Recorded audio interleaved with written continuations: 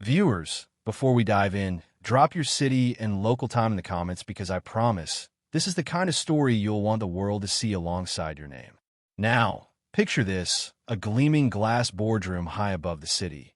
Executives in suits, so sharp they could slice bread, and a maintenance worker disguised in crisp catering whites, gliding between them with a water pitcher like he's just there to refill glasses, not to rewrite the entire fate of an $80 million skyscraper. The tension is thick enough to butter. Sheikh Abdullah Al-Fayed, flanked by engineers with the kind of poker faces that could win international tournaments, sits waiting for proof that Vertex architecture can fix the Dubai Tower's fatal foundation flaw.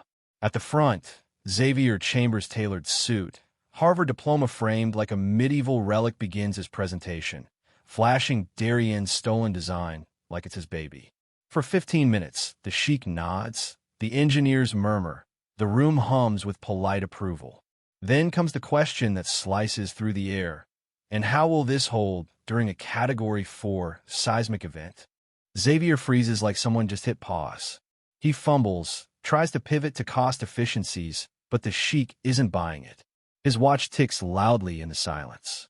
Harrington, the CEO, looks like a man watching his yacht sink in slow motion. And that's when Darien, moving like he's just topping off a glass of Evian, says it calm, clear, impossible to ignore. You're missing something in the Northwest Foundation support.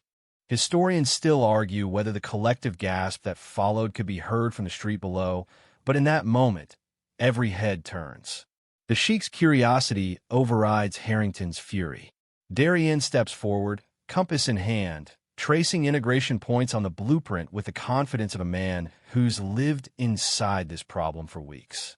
His pen dances, sketching 3 triangular struts, explaining stress redistribution like he's telling a story over coffee, except this story ends with 43% less seismic risk for just a hair more in material cost. The chief engineer runs the numbers on his tablet. The room holds its breath. This works, he admits. Xavier sputters something about overhearing terms while cleaning, but Darien counters with load distribution equations you don't just pick up unless you eat them for breakfast. His voice doesn't waver as he lays out the truth: how he dropped out of Howard University to care for his mother, how he kept his skills sharp by studying discarded reports, how he's been invisible in this very building. By the time the Sheikh declares, "Add this man to the project team," with title and pay to match, the mood has flipped like a bad pancake. Harrington tries to stall, but the Sheikh wants it sealed now, in Darien's presence. For the first time in years, Darien's name is written in ink where it belongs on the project that will define his future. By the next morning, the confrontation is everywhere. Somebody, most likely that young assistant in the corner, had their phone rolling the whole time, and the clip of Darien calmly dismantling Xavier's fraud racks up views faster than a cat playing piano. The hashtag #TheRealArchitect trends on both sides of the Atlantic, and industry blogs that normally care more about curtain wall glazing ratios and human drama are suddenly writing think pieces about talent hidden in plain sight. Harrington's office turns into a war room.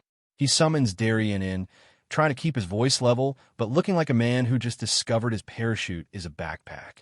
Sheikh Al-Fayed, Harrington admits, called this morning not to talk about Vertex, but to offer Darien a separate consulting contract at triple the salary. Turns out Dubai loves an underdog almost as much as it loves a good cantilever. The irony isn't lost on Darien, who's still wearing his only decent shirt. Then comes the part no one saw coming. A news alert flashes on Harrington's assistant's tablet footage of Darien's own apartment building, surrounded by construction equipment. Mrs. Chun is on camera, explaining how utilities were cut to force residents out. The piece names Harrington's development company as the culprit. You could almost hear the CEO's internal gears grinding. Darien doesn't raise his voice. He doesn't need to. "What do you want?" Harrington asks, and just like that, the power dynamic flips.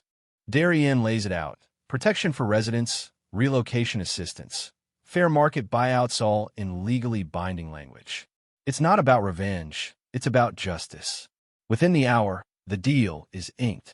Historians still argue whether it was the fear of bad press or the Sheikh's shadow looming over the contract that made Harrington cave so fast, But the result is the same. Darian's neighbors get a lifeline, and the man who'd spent years cleaning up other people's messes now cleans up one of the city's ugliest. Meanwhile, Xavier is demoted, though family connections keep him from total freefall. His glare could burn holes through steel when he passes Darian in the hall, hissing, "Enjoy your moment." Darian just smiles and says, "I don't want your job, Xavier. I want my own designs." That line, overheard by 2 interns, ends up as a quote in yet another viral article. Calls start pouring in from journalists from rival firms, even from Howard University's associate dean offering a path to finish his degree under special circumstances. The man who couldn't scrape together bus fare is now fielding offers like a free agent after a championship season. But through all the noise, Darian's focus sharpens on 2 things: delivering the Dubai Tower safely and building something for the community that believed in him before the hashtags. 2 days later, Darian stands at the Dubai Tower groundbreaking ceremony, the air thick with the scent of fresh concrete and the click of cameras. This time, he's not behind the curtain with a mop buckethies in a tailored suit, shoulder to shoulder with the project's design team. The sheik greets him personally, eyes sharp with respect. "Your talent was always there," he says quietly.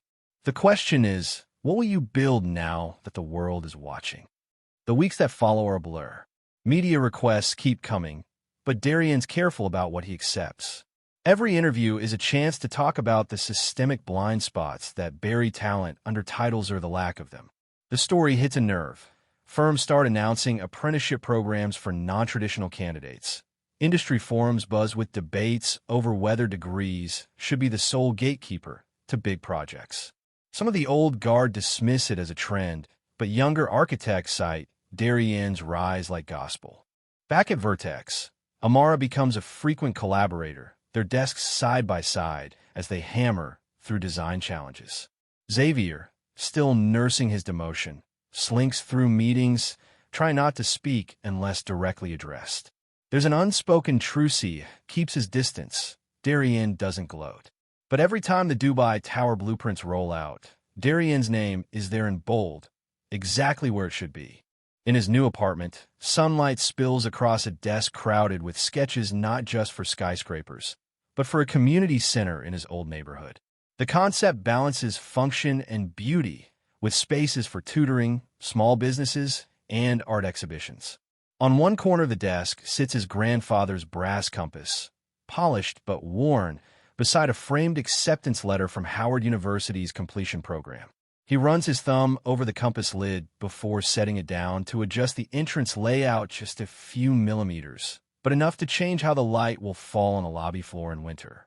Historians still argue whether success changes people or simply reveals them. But in Darian's case, it's clear the work was always the point. The recognition is just the scaffolding. On his wall, framed side by side, hang 2 badges: his old maintenance uniform tag and his new architectural credentials. One reminds him of where he started. The other ensures he'll never be invisible again. And late into the night, while the city hums outside, Darian keeps sketching because now the buildings he dreams of aren't just possible, they're inevitable. The rain outside slows to a gentle patter as the studio lights dim in your mind's eye. We're leaving Darian here for now, sitting at that desk, a quiet hum of determination in the air, the compass catching the last bit of daylight like a promise. It's not the noisy moments, the boardroom gasps, the viral headlines that define him. It's this, the quiet choice to keep building, even when no one's watching, even when the world's already given him its applause. Imagine the lines on his sketch taking shape as real walls, windows, staircases, places where strangers will meet and share pieces of their lives. These spaces will outlast him, carrying forward a kind of immortality only creators understand. And somewhere, on a shelf in one of those buildings, maybe there'll be a framed photo of a man in a gray maintenance uniform, smiling because he knows the ending to his own story isn't really an ending at a lit's, just the next foundation being laid. So breathe a little slower, let the noise of the day fade, and hold on to this truth. Sometimes the real architect isn't the one with the corner office, but the one who refuses to let the blueprint in his mind stay on paper. Sleep easy knowing there's always someone, somewhere, quietly reshaping the world one line, one beam, one dream at a time.